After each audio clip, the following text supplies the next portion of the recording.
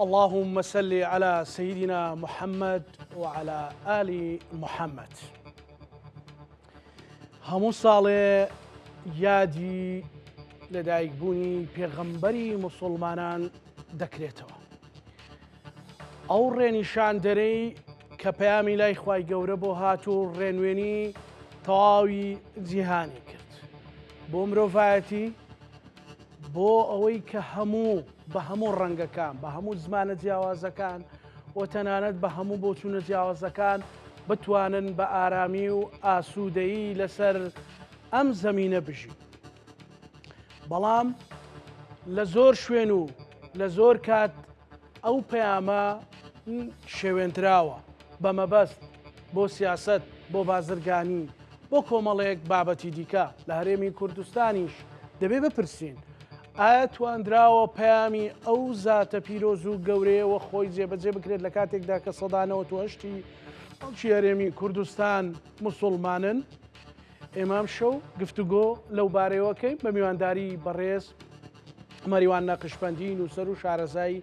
ئاینی بەڕێزیان بە سوپاسێکی زۆرەوە لە شاری هەولێر لەگەڵمانە بێت. بەڕێز کاک مەریوان سڵاو لێبێ. سەرەتا ئەمەوێ لەسەر ئەو شێواز یادکردنەوەیە پرسیار لە بەڕێزت بکەم، ئایا ئێمە چۆتە ناو کولتور یان حەقیقەتی دین چۆنە ئاها یادیەکەینەوە؟ بە ناوی خوای گەورە و میهرەبان، پیرۆزبایی لە موسڵمانانی کوردستان و جیهانەکەم بە بۆنەی یادی لەدایکبوونی پێغەمبەری ئیسلام درودی خوای لەسەر بێ. لە ڕاستیە ئاهەنگگێڕان یان یادکردنەوەی مەولودی پێغەمبەر درودی خوای لەسەر بێ ئەگەر چی یەکێک نییە لە فەرزەکانی ئیسلام، بەڵام شێوازێکی زۆر جوانی ئاینداریە و خۆشەویستیە بۆ کەسێک کە بۆ کەسایەتیە کە لە لای زیاتر لە ملیارێک کەس لە دنیا قودوەیە و ڕێنماییکەرە و پیشاندەری ڕاستترین ڕێگایە بۆ مرۆڤایەتی. ئەوەی لە کوردستان لەسەر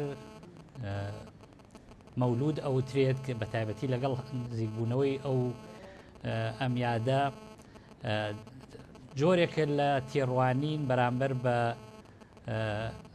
شێوازی ئەداکردنی ئەمیادە، نەوەک کێشە لەسەر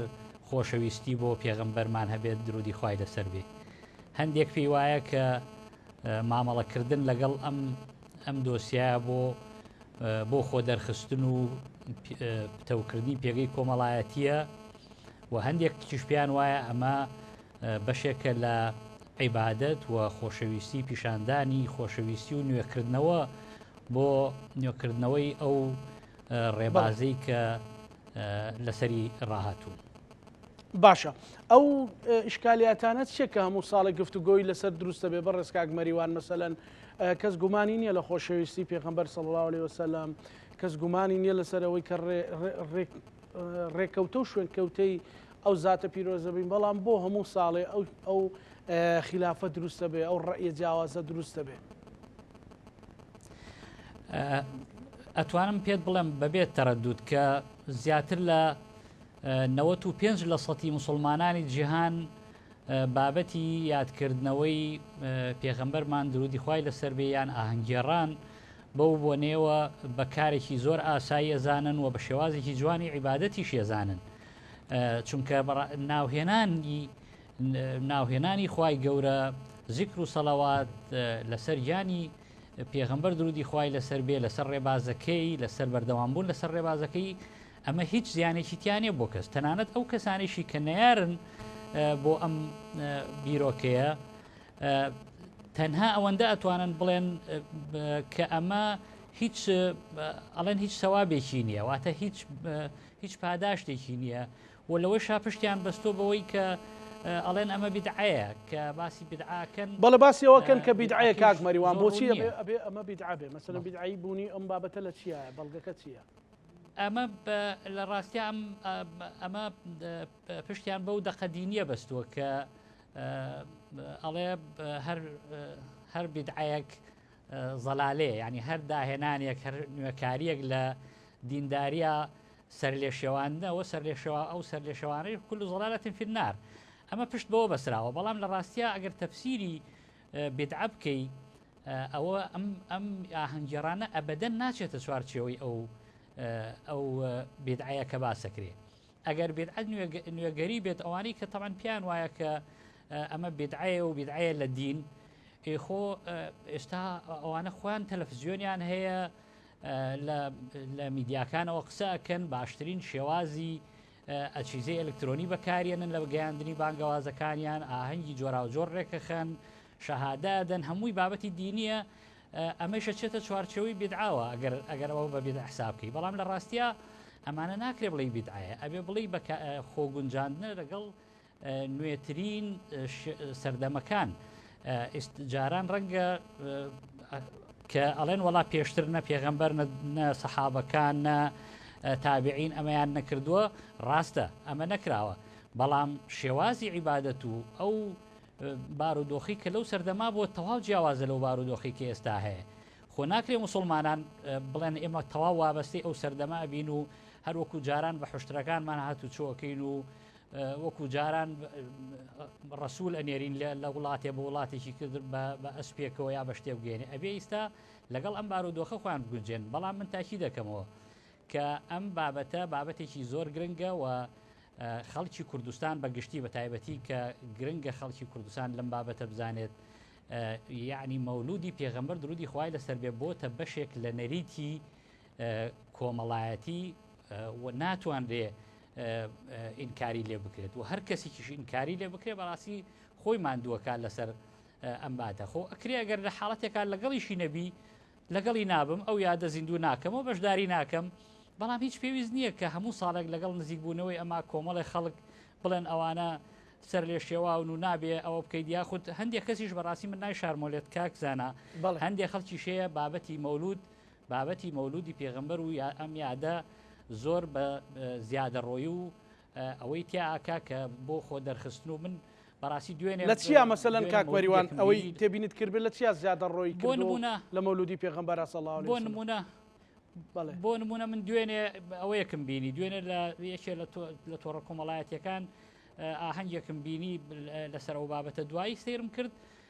یعنی 200 ڕسمیان بڵاو کرێتەوە ڕسمی شخصی لە ناوینەکە لە جیاتی ئەوەی تەرکیز بکەنە سەر ئەو زیکر و سەڵەواتی کە لێ ئەدرێ ئەو تەواشیحانەی کە هەموو مەتحەبە پێغەمبەرمان درودی خوای لەسەر بێ دەرخستنی شخصەکانە بۆ پێگەیەکی کۆمەڵایەتی بۆ بەکارهێنانی نازانم لە هەر بوارێکا بێت خۆ بەناوبانکردنە کە ئەمە بەڕاستی ئەمە زیادە ڕۆیە پێویستە ئەم شتە بۆ لە پێناوی خوا بێت یعنی کاتێک کە پێغەمبەری ئیسلام هاتووە بۆ ئەوی کە ڕێپیشاندەری ئێمە بێت ئەبێ ئێمە لە جیاتی ئەوەی کە تەرکیز بکەینە سەر ڕسمگرتن و خۆمان دەرخین لەوێ ئێمە هەوڵ بدەین کە خۆمان و خەڵکی تریش وابەستە بکەین بەو ڕێبازەی کە پێغەمبەری ئیسلام درودی خوای لەسەر بێ لەسەری بووە ئەبێ لە ئەخلاق و گەورەی ئەو پێغەمبەرە بە سوود وەربگرین نەک خۆ دەرخستن لە میدیاکان و لەوە بڵاوکردنەوەی ڕسم و بابەتی شخصی کە هەندێک جار ئەم گلەیانە لە جێی خۆیاتی ئەوەی شوا ئاکات کە زۆر جار خەڵکی نەیاری ئەم یادەوەریە مەجای ویان هەبێت کە قسەی لەسەر بکەن باشە کاک مەریوان بەمەبەستە یان لێ تێنەگەیشتنە یان چی هەموو لاوناوە لەسەر بابەتێک ڕێی جیاواز دروستە بێت ینی پێم وایە قورئان وەکو دەستوری قورئانی پیرۆز زۆر شتێک لا کردوتەوە مەسەلەن لەو لاوە مەولود دێ کۆمەڵێک ینی قسە و بۆ چوونی جیاواز نەورۆز دێ کۆمەڵێک قسەی جیاواز مەسەلەن بابەتێکی تر دێتە پێشەوە یعنی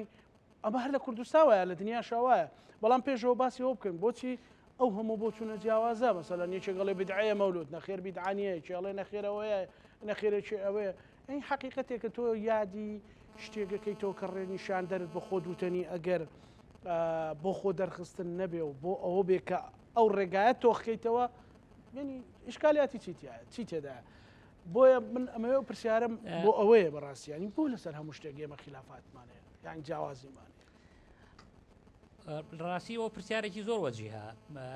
ناکرێ ئێمەی موسڵمان لەسەر هەموو بابەتێکی دینی جیاوازی و جیاوازیەکانمان فراوانتر بێ. ئەوەندەی من ئەبینم ئەم بابەتە لە کوردستان بە تایبەتی لە هەرێمی کوردستان لە سەردەمی سوڵتان مزەفەرەدین لە هەولێر دەستی پێ کردووە ئەم یادکردنەوەیە. ئیتر ئەگەر گەیشتۆتە شێوە هەموو شوێنەکانی تری کوردستان و کاری لەسەر کراوە، بەڵام بەڕاستی نایشارمەوە لێت کە دوای پرۆسەی ئازادی عێراق و دوای بە تایبەتی تریش دوای ساڵی ڕاپەڕینی ساڵی 1990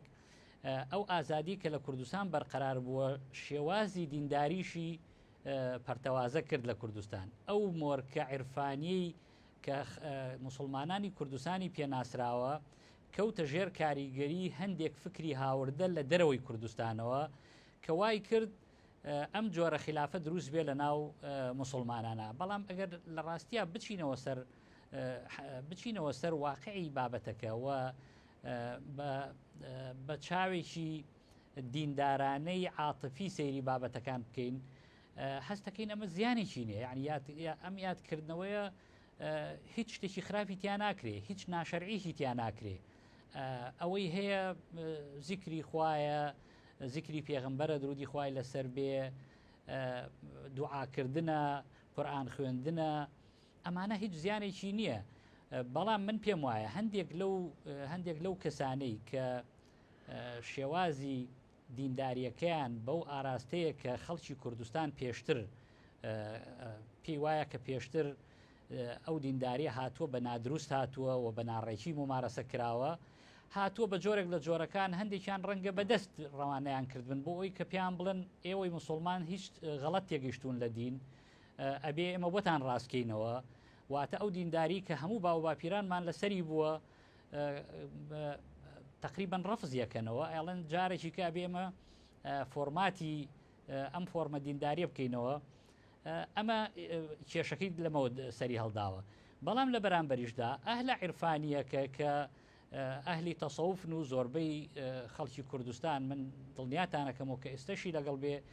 زیاتر لە 85 بۆ 90 لە سەتی موسڵمانانی کوردستان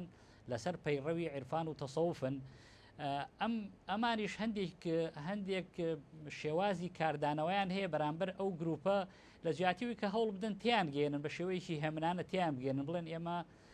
ئەمە نەریت هەستەکەی کاک مەریوان هەستەکەی کێشەکە لە ئوسلوبی گیانەکەیە یان لە بەڕاستی کە مەسەلەن کورد وایە کە تۆ بە ناخۆشی شتێکت بیوێتی بگێنی یان بێ گفتوگۆی لەگەڵ بکەی بە ناخۆشی، هەرچەندە گفتوگۆ ناخۆشی نییە، مەسەلەن لێبێ بە عیناتی، بەڵام ئەگەر بە ئارامی یان هەر بەڕاستی جیاوازی هەیە لەو فکرانە، مەسەلەن سۆفی سەلەفی ئیخوانی، مەسەلەن بابەتی دیکە لە ناو سەلەفیە، مەسەلەن ئەمە مەدخەلی ئەمە نازانم چییە، یعنی هەموو ئەوانەیان و تۆخۆ باو باپیرانی ئێمەوەیان نەبووە بەڕاستی، یعنی یەک قیبلە هەموو نەخێر من بەڵێ من بۆ جەنابتم تاکید کردەوە کە باوواپیری ئێمە لەسەر نەهجێکی دینداری پاچی عیرفانی تەسەوف بوون کە هەرگیز خلافاتی عقایدیان لەم بوارەوە لەلا نەبووە، هەموو پێکەوە ئەمیادیان زیندوو کردوێتەوە و ئەگەر کەسێکیش قەناعەتی نەبوو بێ لە ماڵی خۆی دانیشتووە و هەرگیز تاعنی نەداوە لەمە. بەڵام ئێستا بەداخەوە هەندێک جار لەو برایانی سەلەفی وا پیشانە دەن کە یعنی مەجالیسەکانی یادی مەولودی پێغەمبەر بە گەعدە ناوە بن، بەڕاستی کە ئەمە زۆر ناخۆشە و لە بەرامبەریشە چێ بە گەعدە بەناویە کاک مەریوان؟ ئەوە برادرانی ئەوانی کە شوێنکەوتوانی ڕێبازی سەلەفین کە تەمان ڕێبازی سەلەفی بەستم ئەو سەلەفی ساڵح نییە کە ئەو ڕێبازە سەلەفیە کە لە فکرێک لە دەرەوە هاتووەیان ئاراستەیەکە لە کوردستان و هەوڵەدا کە خەڵکی کوردستان بە هەڵە پیشان بدا، وای پیشاندا کە ئەوە دینداریەکەتان هەڵەیە. ئەمە بەڕاستی دائیمە تاعن ئەدەن لە ئەهلی تەسەوف و لە ئەو مەجالیسانەی یادی پێغەمبەر یادی لەدایکبوونی پێغەمبەر درودی خوای لەسەر بێ و لە بەرامبەریشدا هەندێک لە ئەهلی تەسەوف کاردانەوە و ڕەتدانەوەیان ئەوەندە توندە کە بەڕاستی ئەویش هەر تەندروست نییە. مەفروض وایە ئەمانە بە تێگەیشتن بە هێمن بڵێن ئێمە پێش هەموو شتێ جارێ مرۆڤین، خوا هەمووانی وەکو مرۆڤ دروست کردووە و هەمومان کوردین و هەمووش بڕای بە قورئان و بە پێغەمبەر و سونەتەکانیشی هەیە کەواتە کەی ئەوە دێنێت ئێمە هەموو جارە میلەتی خۆمان دابەش بکەین بیان خینە مەعمەعی ئەوەی ئەمە بدعەیە و ئەوە زەلالەیە و ئەوە یعنی ئەم بابەتانە مەفروض وایە زۆر بەهێمنی قسەی لەسەر بکرێەوە کەناڵەکانی ڕاگەیاندن و من سپاس دەکەم کە جەنابەت لەم سەروبەندەی یادەوەریە اختیاری ئەم بەرنامەت کردووە مەفروض وایە خەڵکی کوردستان بەهێمنی مامەڵە لەگەڵ ئەم بابەتە بکەن چ ئەوەی کە نەیارە بۆ یادکردنەوەکە چ ئەوەی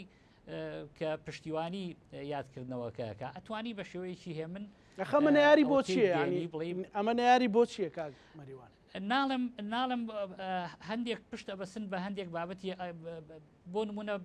برایانی سەلەفی ئەڵێن هەر شتێک لە زمانی پێغەمبەر نەکرابێ ئیسا بدعەیە هەر شتێک لە زمانی ئەو نەکرابێ بدعەیە ئیستا سەحاب نەیان کرد بێ ئیسا بدعەیە ئیتر ئەو بدعە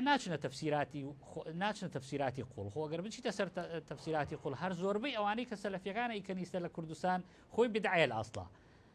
بۆ نمونە بوونی تەلەڤیزیۆن قسەکردن لە تەلەڤیزیۆن دەرکەوتن لە ڕەسم یعنی زۆر مناسبە هەیە بەکارهێنانی هەندێ ئەچیزە و هۆی گواستنەوە کە ئەمە هیچ چی نەبووە لە سەردەمی پێغەمبەر و سەحابەکان درودی خوای لەسەر بێ کاتێک کە ئەمە بدعە نەبێ کەواتە ئاساییشە ئەگەر خەڵکێکی تر بە شێوازێکی تر دینداری خۆی بکا و خۆشەویستی دەربڕێبەوە پێغەمبەرمان کاک مەریوان هەستەکەی لە ئێمە لە ناوەعیبوونمانە هەندێک جار کە هەندێک بابەت هەیە زۆر قورس لەسەری ئەڕۆین یان بەڕاستی نێردراوە یان مەسەلەن بۆی ئەو نەزاهەتی لە ئاینپەروەری میلەتی کووردا هەیە تێک بدرێ یانیش بەڕاستی کاسبی پێوەکەین کام لەو سیانەیە یان هەرسێکیانە واللهی بە نیسبەتی جیاجیا ڕەنگە هەرچێکیانی تیابێ بەڵام ئەوەی تاکید یەکەمەوە کە 80% خەڵکی کوردستان ئەم یادەوەریە بۆ خۆش بۆ پیشاندانی نەکەرە و یادەوەریە کۆی پرسەکانمە بەسمە بەڕێز کاک مەریوان ئانی لەسەر هەموو شتەکان بۆ کۆی بەتاکید ئەوە بۆ کۆی پرسەکان زۆر بابەتی ترە ینی بابەتێکە زۆر هەڵەگرێت ئێمە دینداری بۆتە بەشێک لە سیاست هەندێک جار دینداریان کردوتە بەشێک لە سیاست خەڵکێک پێی وایە بە تایبەتی ئەوانەی ئەحزابی ئیسلامی پیان وایە کەەوە ئیسلام تەنها عیبادەت نییە بۆ خوا و لە ناو مزگەوتەکانە قورئان بخوێنیت و نوێش بکەیت و عیبادەت بکەیت بەڵکو ئەبێ بەشێکی لە حکومڕانی و هەوڵی شەدەن بۆی بێنە حکومڕانی و حکمی مەملەکەت بکەن لەسەر ئەوە ساسە ئەمە جۆرێکە لە تێگەیشتێکی تریشەیە ئەڵێ نەخێر ئیسلام پەیوەندی بەوە نییە ئیسلام بەشێکە لە پەیوەندی مرۆڤ لەگەڵ خوای گەورە خۆی چۆن ڕێگەخا لەگەڵیا ئەبێ شوێنکەوتووی ئەو پەیام و ئەخلاقە جوانە بێ کە پێغەمبەر هێناوێتی لە خوای گەورە ئەو پەیامەی ناردووە بەو شێوە بڕۆی هەندێکیشیان لە بەڕاستی زیادەڕۆیی یەکەن وایانەوێت دینداری بەکاربێنن بۆ پێگەی خۆیان بۆ ئەوی لە بەرزاییەکە ئیتر بە ناوی شێخە بە ناوی مەلایە بە ناوی هەر شتێکەیە ئەیانەوێت پێگەیەک بۆ خۆیان دروست بکەن کە سوودی لێوەربگرن لەو ظروفە سیاسی کە لە کوردستان و ناوچەکە هەیە سوودی لێوەربگرن کە بەڕاستی ئەم ناتێگەیشتنە یان ئەم تێگەیشتنە جیاوازەی کە لە لای مسلمانان هەیە کارێکی زۆر خراپە وای کردووە کە مسلمانان لە جیاتی گرنگی بدەن بە پێشکەوتنەکانی دنیا و لە بواری زانست و لە بواری پاراستنی ژینگە و لە بواری زۆر بابەتی تر کە پەیوەندی بە کۆی گشتی مرۆڤایەتی هەیە خۆیان بچوو کردوتەوە لەسەر ئەوەی کە فلان شت بدعەیە و فلان شت وە حرامە و فلان شت ئەرچی شێ کاک مەریوان ئەمانە ڕێکاتەوە هەموو ساڵێ ئەم جەدە لە دروست نەبێتەوە ینی هەموو ساڵێ لەسەر هەموو پرسێک ئێستا بێتە سەر نەورۆز هەفتەیەک پێش نەورۆز لەپڕ لە دوانێک دێڵێ نەورۆز حرامە یادکردنەوەی پێشەگەڵی نانا حرام نییە پێشگەڵی کاکە گیانەوە یعنی پێشتری جوانە بۆ خەڵک چۆن نوێژی خۆی کردو ئێوارەکەش چۆ ئاگری کردوەوە وەکو پرسێکی نەتەوەی جای کردوەوە دوو فەرع بۆ وەکو دوو جادە سەیری کردووە ئەرچیشی ئەمانە بەڕاستی بن بڕکە ڕێکی کا یاسایە لە پەرلەمان حکوومەتە وەزارەتە کامیانە کاک زانا من هەندێک داتاتە دەمێک کە ئەو داتایانە ئاماژەی بۆکە تاکیدیە کاتەوە کە ئەمە ڕێگەی چێ ئێمە لە کوردستان وەزارەتێکمانەیە بە ناوی وەزارەتی ئەوقاف و کاروباری ئاینی بەڵێ. کە 13,000 کەس موچە وەرەگرێت لە وەزارەتە 13,000 کەس لە وەزارەتە موچە وەرەگرێت هەموو ئەو مامۆسایانەی کە بەشدارن لەم پرۆسەیە لەوەی کە هەندێکیان ئەڵێن ئەمە بیدعەیە و هەندێکیان ئەڵێن ئەمە بیدعە نییە و هەندێکیان ئەڵێن ئەمە دروستە و ئەوی ترەڵێ ئەمە جایز نییە و ئەمانە هەمویان لەژێر چەتری وەزارەتی ئەوقافن واتە فەرمانبەری وەزارەتی ئەوقافن بۆیە ئەم داتایە ئاماژەی بۆ ئەکا کە مەفروض وایە وەزارەتی ئەوقاف ئەمە کۆنتترۆل بکە یعنی هەر یەکە ناکرێت بە مەزاجی خۆی لە مزگەوتەکەیەوە بانگەوازێ بکە بەڵام بابەتی میدیاکانی سە کۆنتترۆل ناکرێت کاکزانە کێشەکە لە تۆڕە کۆمەڵایەتەکان و لە ئیشتە مەلا هەیە کەناڵی تەلەڤزیۆنی هەیە بۆ خۆی ینی مەلایەکە کەڵیان تەلەڤزیۆنی بۆ خۆی هەیە دایانێ شێخێکەیە لەو لاوە سایتێکی هەیە ئەی بابڕێوە بەناو کەوتووە ئەم تەکفیرەکە ئەو بە مسلمانەکە یعنی ئەم بابەتانە گرفتەکە لەوێ بەڵام وەزارەتی ئەوقاف و یەکێتی زانایانی ئیسلامی کوردستان کە غەڵەت نەبم لە نێوان حەوت بۆ 8,000 مامۆستای ئاینی ئەندامن تایە ئەمانە مەفروض وایە ئەم بابەتە حەسم کرد ناکرێت بە هەموو تا تەمەنمان ماوە و من منداڵ بووم تا ئیساکی ئەم بابەتە لەسەر لەناو ئەم خلافاتە ناژیم نەکردە نابابەتی مەولود هەموو بابەتەکانی تری دینداری یعنی وایان کردووە لەسەر ئەوە ڕقمان لە یەکتری بێ منداڵەکانمان ڕقمان لە یەکتری بێ ئەم مزگەوتەکەی لە تەنیشت ماڵەکەیەتی بەڵام لەبەر ئەوەی لەو بیر و باوەڕە نییە کە خۆی هێتی ئەچێ بۆ 5 کیلۆمەتر ڕوا بۆ مزگەوتێکی تر بۆ وتاری هەینی بەڕاستی ئەم گرفتانە ئەبێ وەزارەتی ئەوقاف چارەسەریکە و یەکێتی زانایان چارەسەریکە و حیزبە ئیسلامیەکانیشە بێ بەڕاستی هاوکار بن لەم پرۆسەیە ئەگەر بێت و ئەوان بە شوێن دەنگدەرانی حەقیقی خۆیانەوە بن کە مسلمانانە مەفروض وا بێن نێڵن ئەم خلافاتە هەبێ بە قوڵکردنەوەی ئەم خلافاتە هەموو زەرەرەکەن ینی هەمووان زیانیان بەرەکەوێت جگە لەوەی ئاسایشی کۆمەڵایەتی لە کوردستانیش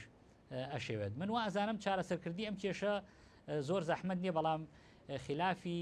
سیاسی لە کوردستانە لە بینی حیزبە سیاسیەکانی کوردستانە هۆکاری ئەوەیە کە ئەم بابەیش کراوە بێت ئەم دەرگایە کراوە بێ بۆ ئەم خلافاتە بەڵێ شتێکی تر کاک مەریوان من بۆ کوڕۆشم بیرێک و پرسیارە لە جەنابتەکەمەکەوەی کە لە خۆشت لە عایلەیەکی مسلمانی بەڕاستی زۆر جار بە بڕیاری وەزارەتی ئەوقاف مامۆستایەک لە مینبەری مزگەوت و لە وتار خوێندنەوە دوورەخرێتەوە هەندێک ئەڵێن ئەمە لەبەرەوەی کە دژی پارتیوێکێتی قسەی کردووە هەندێک چڵێن ئەبێ مامۆستای ئاینی مامۆستایەکی حەق بێژ و ڕازگۆ بێ چی لە بەرژەوەندی ئەو گەل و نیشتیمانی ئەوە بڵێ هۆکاری ئەمە چییە ینی ئەمە پەیوەندی بەوە هەیە کە ئەو مینبەرە فعلەن بۆ ئەوە بەکارهێنرێ یان بەڕاستی لە ترسایە ینی بۆ ئەوەیە کە خەڵکیان لێهان نەدەن بەرامبەر بە حکوومەت و بەرامبەر بە تریەکێتی بێ پارتی بێ کاک زانا لە ئەو کەسەی ئەو مامۆستا ئاینیەی کە فەرمانبەر بێ لە وەزارەتی ئەوقاف یاخود لە مینبەری مزگەوت ئاوتاری هەبێ بە فەرمانی وەزارەتی ئەوقاف و دامەزراوەکانی بۆتە وتار خوێن بۆیە ئەبێ بە تەواوی پابندی بێ خۆشی بەڵێننامەی پڕکرۆتۆ کە ئەبێ پابند بێ بەو هێڵە گشتیانەی کە وەزارەتی ئەوقاف کاری لەسەرەکە بەڵام من نایشارمەوەلێت بوونی من خۆم لەگەڵ حەوت وەزیری ئەوقاف کارم کردووە کە هەر یەکە لە حیزبێکی جیاواز بوون و بیرکردنەوەیکی جیاواز من 28 ساڵ لە وەزارەتی ئەوقاف بووم ئەو وەزیرانەی کە لەوێ کاریان کردووە بەداخەوە هەر یەکەیان هاتووە لە سفرەوە دەستپێکە لە تێڕوانینی حیزبەکەی خۆیەوە بۆ ئاین و ئاینداری سەیری مامۆستایانی ئاینی و ئاینداریەکە بۆیە بابەتی حەقبێژی ڕەنگە زۆر جار بۆتە هۆکارێک بۆی کە یعنی بۆتە وەسیلەیەک بۆی کە مامۆسا هەوڵ بدا بە دەنگی بەرز هێرش بکاتە سەر لایانی حکوومەت یان حیزبێکی دیاری کراو یان کەسێکی دیاری کراو کە ئەمە بەڕاستی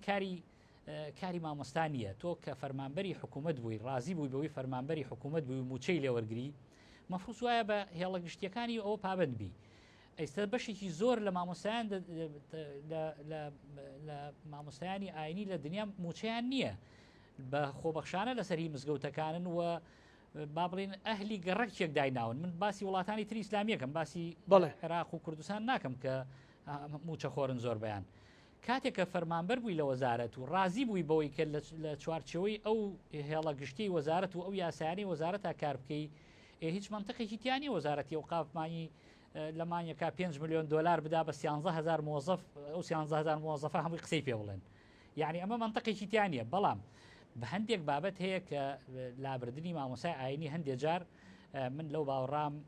ئەمە جۆرێک لە میزاجی شخصی تایە ئیتر مەزاجی وەزیرەکەیە مزاجی بەرپرسێکی حیزبیە مەزاجی کەسێکی تایە من خۆم شاهدم لەسەر هەندێک جار وا و ڕاستەوخۆ لەگەڵ وەزیرەکانە ئەم بابەتم ئەوە کردووە ینی قسەم لەگەڵ کردووە کە ئایا ئەمە دروستە یان ئەمە یاسایی مامەریوان لەسە بەڕێزت باسی ئەوت کرد کە هەندێک مەسەلە سوشال میدیایە من ئێستا حەزەکەی بە مۆبایلەکەی خۆم ڕەنگە لایڤێ بکەمەوە زۆر لە منبەری مزگەوت مەسەلەن تەشبیه نەبێ و لەگەڵ ڕێزی زۆرم بینەری زیاتر بێت مەسەلەن ئێستا مامۆستای ئاینی هەیە لە میبەر دووریان خستۆتەوە بەڵام ئەڕوا لە لایڤێکە کاتەوە لە فەیسبوک ڕەنگە پێشتر ئەگەر 10,000 کەس سەیری کرد بێت 100,000 کەس سەیریەکە یعنی ئەمانەش غەڵەت نین بەسەر ئوقاف و بەسەر حکوومەت و بەسەر ئەمانەتی ئەپەڕێ بەڕاستی ئەگەر ڕاشکاو بین ینی قەیچێکە ئەگەر کەسێ لەگەڵ ئەو کەسە شا گفتوگۆ هەی هەستەکەم لەو مۆزوعانەیە من ئەمەوێت تەکید لەوە بکەمەوە زمانی حیوار بەکار نایەندرێ پێشتر لەگەڵ کابرای گفتوگۆ ناکرێت بڵێ کاکە هەندێک شتەیە کە تۆ ئەو تەسعیداکەی ڕەنگە خەڵکێک بە نەوعێکی تر وەریگرێ و بڕوا زەرەر بە خۆی و بە کۆمەڵی خەڵکی تریش بگەێنێ یعنی بە گفتوگۆ ئەمانە ناکرێت پێتوانیە ئەمە مشکلە گەورەکردنە لە برێەوەی مشکلە چارەسەرکردن بەڕێز مامۆستا خۆی مامۆسای ئاینی کاتێکە لە کە ئەچێت بۆ منبەری مزگەوت و وتارەدا بە ڕەزامەندی وەزارەتی ئەوقاف ڕۆژەوە ئەگەر حتا مۆزەفیش نەبێ بە ڕەزامەندی وەزارەتی ئەوقاف نەبێ ناڕوە هیچ کەس ناتوانێت بچێتە سەر منبەرێک و وتار بدا ئەگەر موافقی ئەوقافی نەبێ و بۆ زانیاریت بە سەدان کەس لە کوردستان هەیە خۆبەخشن ینی بەبێ بەرامبەر وتارەدەن لە مزگەوتەکانە و لەسەر تەکلیفی وەزارەتی ئەوقاف و دام و دەستگاکانی ئەوقاف لە سەرتاسەری کوردستان وتارەدەن بەڵام ڕۆیشتنی وتاری هەینی بۆ لایڤێک لە فەیسبوک یان بۆ ماڵەوە بەڕاستی ئەمە کۆمەڵێک ئیشکالاتی ئاینیشی تایە یەکەم جارێت تۆ کاتێک کە نوێژی جومعە خەڵک لە مزگەوتەکانە خەڵک لە مزگەوتەکان نوێژی جومعە خەڵک لە مزگەوتەکانە تۆ ئەم لایڤە بۆ چیەکەیتەوە خەڵک لە ناو مزگەوتەکەی و گوێگرێ تۆ لایڤەکە بۆ چیەکەیتەوە بۆ کەسێکی یەکەیتەوە کە ڕەبتی نییە کەواتە تۆ بۆ کەسێک قسەکەی کە علاقەی بە دینداری و مزگەوتۆ نییە چونکە تۆ نوێژی جومعە بێت لە مزگەوت بگوێ لە مەلا بگری کاتێک کە تۆ لایڤەکەی تۆ لە دەرۆ ڕاستەوە خۆیە ئەو لایڤە بۆ چیەکەی یعنی بۆ چیەکەیت ئەمە خۆی ئیشکالێتێکە کە ئەبێ مامۆسایان بیری لێ بکەنەوە ڕاستە من دوای ڕەنگە گوێی لە بگرمەوە دوای لە شوێنێکا فەقەرەیەک بەداخەوە میدیاکانی کوردستان هەندێک جار دێڕێک لە وتارێکی مامۆستا هەڵەبژێرن بۆ ئەوی کە لایک و کۆمنتیان بۆ زیاد بڕوا ئەمە بەڕاستی جۆرێک لە ئیشکالێت تا ئیسەر لە کوردستانە چارەسەر نەکراوە بەڵام لەگەڵ ئەوەیشە من نایشارمۆلێت خەڵکی مامۆسای ئاینی هەیە کە شایستەی ئەوە نییە لە دوور خراپێتەوە لە مزگەوت بەڵام دوور خراوەتەوە بە هەر سەبەبێک بێت ئیتر سەبەبەکە سیاسیە سەبەبەکە کۆمەڵایەتیە سەبەبەکە تەشیرکردنە هەر شتێک لەو بابەتانە هەیە بەس ئەبێت لە هەموو حاڵەتەکە ئێمە ئەومان لەبیر بچێت کاتێک کە مامۆسای ئاینی قبوڵیەتی فەرمانبەری وەزارەتی ئەوقاف بێ و موچە وەرگێ لە وەزارەتی ئەوقاف ئەبێ قبوڵیشی بێ هێڵە گشتیەکان و یاساکانی وەزارەتی ئەوقاف پەیڕەو بکان نەک شتێک لە دەرەوەی وەزارەت یان قسەوتن بە وەزارەتی ئەوقاف ئەوە کاتێک دروستە تۆ بڵێ من ئەوە نەموچەی وەزارەت قبوڵەکەم وەنە لە منبەری وەزارەتێکیشەوە لە منبەرێکەوە قسەکەم کە وەزارەتی ئەوقاف سەرپەرشتی بکە هەموو مزگەوتەکانی کوردستان 4-5 مزگەوت لە کوردستان ئەگەر سێرت کردبێ هەمووی قەتعەیەکی پێوەیە لی نووسراوە وەزارەتی ئەوقاف و کاروباری ئاینی واتە ئەو کەسەی لە مزگەوت قسەکە ئەو مامۆسا ئاینیە ئیتر مۆزەف یا مۆزەف نەبێ ئەوە تعبیرە لە حکوومەت تعبیرە لە وەزارەتی ئەوقاف قسەکانی قسەی وەزارەتی ئەوقافە چونکە قەتعی پێ هەڵواسراوە مزگەوتەکەی بۆیە یعنی ئەم حاڵەتانە ئەم ئیشکالیەتانە ئەبێ بە چاوێکی پیشەیانە سەیریکەی دوور لە نەزعی حیزبی و ئایدۆلۆجی و فلان کەس لە بەرەوەی سەلەفیە من ئەبێ عقوبەی بم فلان کەس لە بەرەوەی لە حیزبێکی ئیسلامیە من ئەبێ دووری خەمەوە فلان کەس لە بەرەوەی سۆفیە من ئەبێ ئیتر ڕێگەی پێ نەدەم جارێکی کە بێ یعنی ئەم بابەتانە نابێ و من داوایکیشمێ لە ڕێی جەنابتانەوە بەڕاستی بێ وەزارەتی ئەوقاف دوور خرێتەوە لە ململانەی حزبی وەزارەتی ئەوقاف نابێ هەتاکو وەزارەتی ئەوقاف ئاوا دابش کرێ بەسەر حیزبەکانە وەکو گۆشتی خێر هەر کابینێ بیدەن بە حزبێک بەڕاستی ئەم کێشانە هەر بەردەوامە بێ و من تەمە ناکەم کە حکوومەتی ئایندە بابەتی وەزارەتی ئەوقاف دوور خاتەوە لە ئەو ململانێ سیاسی کە لە کوردستان یعنی هەستەکەی ململانێکە چۆتە ناو ئەو بابەتەوە باڵێ بەتاکید باشە کاک مەریوان بینە سەر مەوزوعێکی ترە من ئەوەش هەر وەکو ڕۆشنبیرێک ئەو پرسیارە لە بەڕێستەکەم ملەتی کورد الحەمدوللا ملەتێکی موسڵمانە ملەتێکی عاتفیە ملەتێکە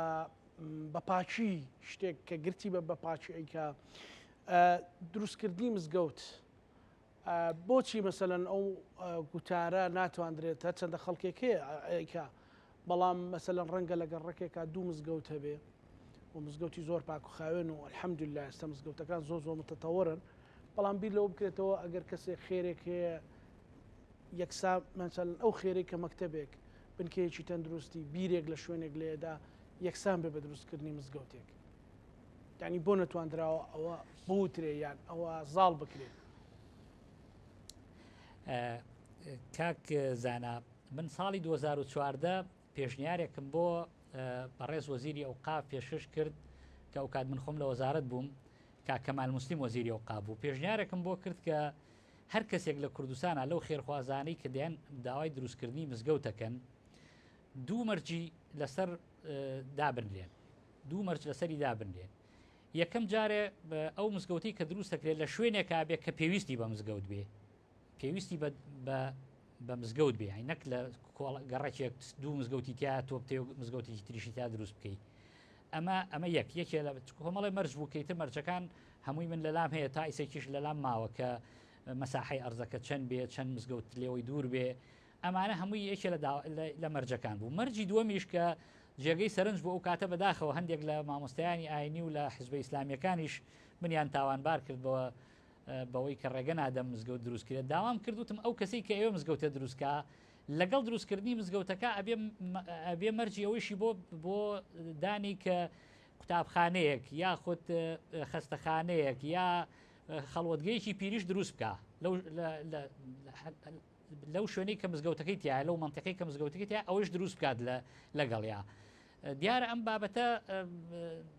بەشی یەکەمی جێبەجێ نەکرا بەڕاستی بەشی یەکەمیشی هەردیسان کەوتە ئەو مەعمەعە بە مەزاجی حزبێک لە شوێنێکەوە کەسێک دێت لە فلان حزب تەیدێکی هێناوە ڕێگەی پێدەن و ئەو مەرجەتێ پەڕێن کە مزگەوتێک لە مزگەوتێکی تر چەند دوور بێ لە یەکەوە ئەمە یەکێک لە گرفتەکانە بابەتەکەی تریش هەندێک ئەمەی جێبەجێ کرد کە لە پێش دروستکردنی مزگەوتەکە چوو خوێندرگایەکی لە شوێنە نۆژەن کردەوە یا خەستەخانەیەکی دروست کرد کە ئەمە شتێکی باشە بەڵام ئێمە بە درێژایی ئەو ماوەی لە وەزارەتی ئەوقاف بووین بڕوات بێ هەموو هەفتەیەک ئێمە لەگەڵ قسەکردنمان لەگەڵ مامۆستایان ئاینی ئەوە بۆ ڕجاان ئێمە لە کوردستان ئێستا کێشەی نەبوونی مزگەوتمان نییە کێشەی نەبوونی خوێندنگا و قوتابخانەمان هەیە کێشەی نەبوونی خەستەخانە و بنکەی تەندروستیمان هەیە کێشەی نەبوونی خەڵوەتگەی پیریمان هەیە کێشەی نەبوونی سنتەری ڕۆشنبیری و گەنجانمان هەیە ئەمانەمان هەمووی پێوتووەوە تەنانەت هەندێک جار فتوایش دەرچووە کە دروستکردنی خەستەخانەیەک لە شوێنێکا خەستەخانەی تیانە بێ هەمان ئەجری دروستکردنی مزگەوتێکی هەیە لە یعنی ئەمە هەر فتوای شەرعی بۆ دەرچووە لە کوردستان بەڵام بەداخەوە وەکوتم لە ڕاست بوو کە جەنابەت لەوێ بووی ئەڵێن هەندێک خەڵکێک هەیە مەسەلەن گروپێک لە گەڕەکەی لە گوندەکەی کۆ کاتەوە مزگەوتێک نۆژە نەکاتەوە مزگەوتێک دروستەکە لەسەر ڕێگایەک پارەیەکی پێ مەسەلەن ئەڵێ باخێر بێت فعلەن ئەو هەندێک شەقام و ینی نەک شەقام لە هەندێک لە ڕێگە گشتەکانیش هەندێک مزگەوت دروستەکرێ بەڕاستی سوودێکی زۆری هەیە هەم بۆ پاک خاوێنی و بە هەم بەڕاستیش کەسێک پەلەیەتی نوێژەکەی بکە تر نوێژی خۆیەکە لەو شوێنە بەڵام ئەڵێن هەندێک کەس بۆ خۆت زیینەوە بوو لە بازدان ئەمە ڕاستی تیا بوو بە ڕێزکاک مەریوان نا بڕوا ناکەم بۆ خۆت زیینەوە بوو بێ لە باشدان چونکە ئەو مزگەوتانی کە لەسەر ڕێگا دروستەکرێن نەوە عفو نەوە مەبەستم عامە بەڵێ بەڵێ نامەتەیدی ئەوم کرد کە لەسەر ڕێگە زۆر باشن بە تایبەتی. بەڵێ بەڵێ بەڵێ ئەوانەی سەر ڕێگە مزگەوت نین، بەڵام هەندێک مزگەوت هەیە دروست کراوە بەڵێ قیاسایەکە بوو کاتی خۆی هەر کەسێک مؤسسەیەکی دینی دروستکە، مؤسسەی دینی تەمان هەر مزگەوت نییە، کەنیسەیەکیش دروستکەی هەر لە باج و ئەوە لە زمانی سەدام بەو شێوە بوو بەڕاستی، هەتا ئیستێش مراعاتی ئەماکرێ ئەگەر چی وایە بەو شێوە نییە. بەڵام من مزگەوتە ناسم، یعنی من کەسی دەوڵەمە ناسم کە لەم کوردستانە مزگەوتی دروست کردووە. ئەگەر مزگەوتەکەی ملیۆنێک دۆلاری تێچوو بێ بای 3 ملیۆن دلار شتی داخل کردو بۆ کوردستان بەبێ بازرگانی پێوە کردو ئەوە بدا بەبێ ئەوەی گومرگ بدا. بەڵێ من خەڵکە ناسم، یعنی ئابە شەوە من خەڵکە ناسم و چکە من 28 ساڵ لە وەزارەتی ئەوقاف بووم کاکزانە وەردەکاری ئەوقاف زانم کە چی بۆ چی نەکراوە. بەڵام نابێ ئەوش بشارینەوە کە دەوڵەمەندەکان بەشی هەرە زۆریان ڕۆڵێکی زۆر گرنگیان بۆ لە کاریکردنی حکوومەت لە دروستکردنی مزگەوت، لە کاتێکا دروستکردنی مزگەوت ئەرکی حکوومەت و وەزارەتی ئەوقافە کە دروستیکە. بەڵام لە ساڵی 2013ەوە من بە تاکید بە جەناب دەڵێم زیاتر لە 2000 مزگەوت لەلایەن خێرخوازانەوە دروست کراوە کە 1 دیناری حکوومەتی بۆ سەرف نەکراوە، هەموو خێرخوازان دروستیان کردووە کە ئەمە هاوکاریەک و پاڵپشتێکی زۆر باش بۆ حکوومەت و وەزارەتی ئەوقاف حەقە جێگەی تەقدیر بن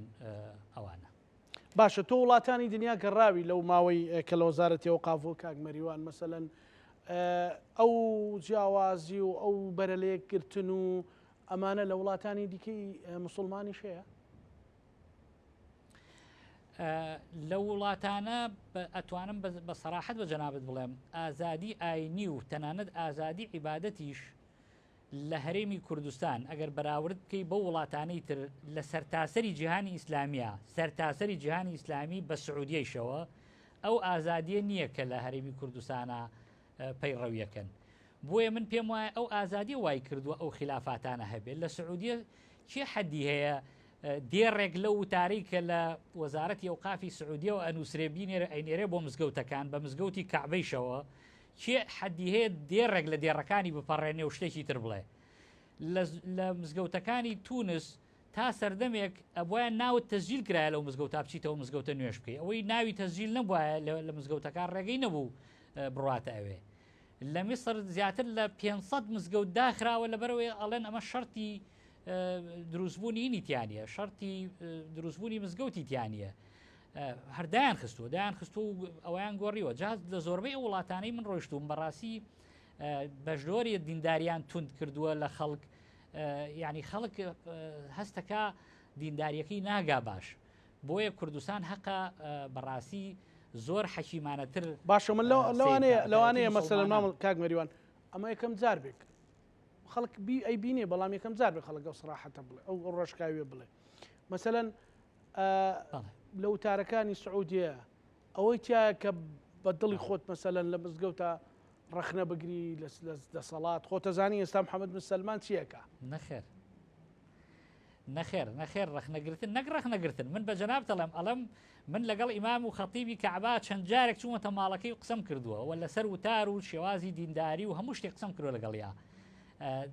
بڕوات هەبێ ئەڵێ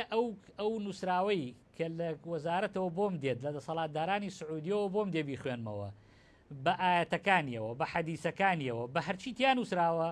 یەک دێڕی ناتوانێت لای بە هەر تۆ سێری بکەن کە کاتێ لە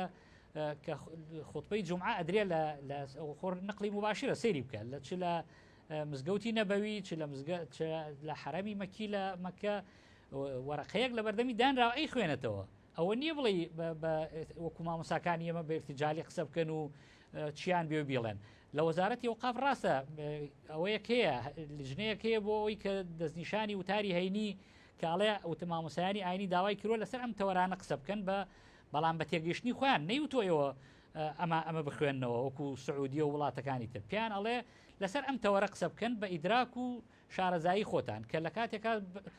زیاتر لە 60% مزگەوتەکانی کوردستان پابندین بەو لجنەیەش کە لە وەزارەتی ئەوقافداناوە بەو تەوەرانی کە وەزارەتی ئەوقاف دیاری کردووە. ئەوە باشە ئەو ئازادی ئاینی هەبێت یان خراپە کاک بەریوان؟ من پێم وایە ئەگەر لە حاڵەتێکە مامۆستایی ئاینی ئەوەی کە ئەبێتە ئیمام و خەتیب بە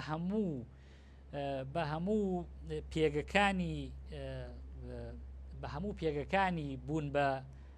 وتاربێژی تێپەڕی بێت بە تاکید پێم باشە کە ئازادی هەبێ و هەر مامۆستایەک چی باش بوو لە منتەقەکەی خۆی